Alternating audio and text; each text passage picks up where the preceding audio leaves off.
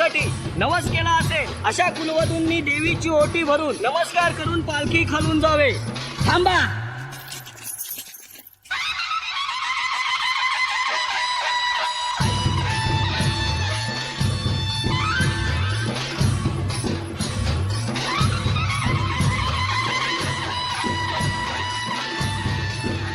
पहिला मान देशमुखांचा, माझ्या सुनेचा.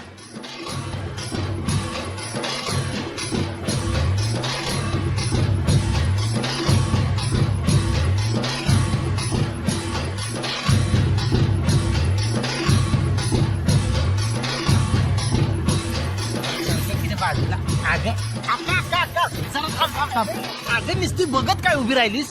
कोमल वहिनींना समधी रीत भात नीट समजावून सांग. काय चुकलं तर देवी कोपायची. कोमल वहिनी अहो आजची संधी 4 वर्षातली एकदाच येते. चला वहिनी चला. थांबा. पहिला मान पाटलांचा आहे, गावच्या लेकीचा, माहेर वाशनीचा. देशमुखांच्या आणि देवाच्या मध्ये कुणीही पडू नये.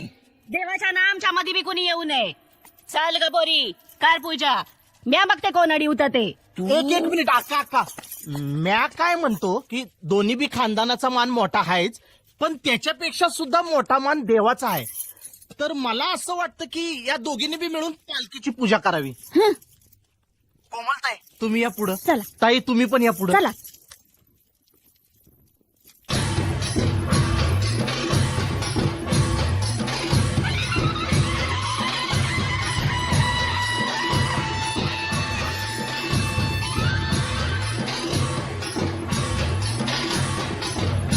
गावदेवीची पालखी ज्या ज्या सौभाग्यवतीने ओलांडली त्या त्या सौभाग्यवतीला मूल झालं नाही असं झालं नाही.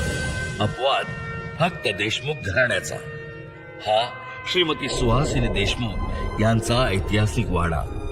हे शूरवीर लिंबाजीराव देशमुख यांनी रणांगणात विजयाच्या अनेक पताका फडकावल्या, पण वंशाची पताका फडकावण्यात अपयशी.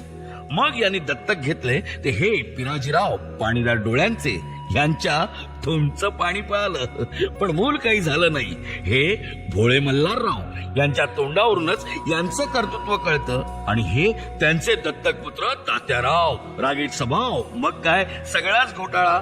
आणि हे वामनराव यांचे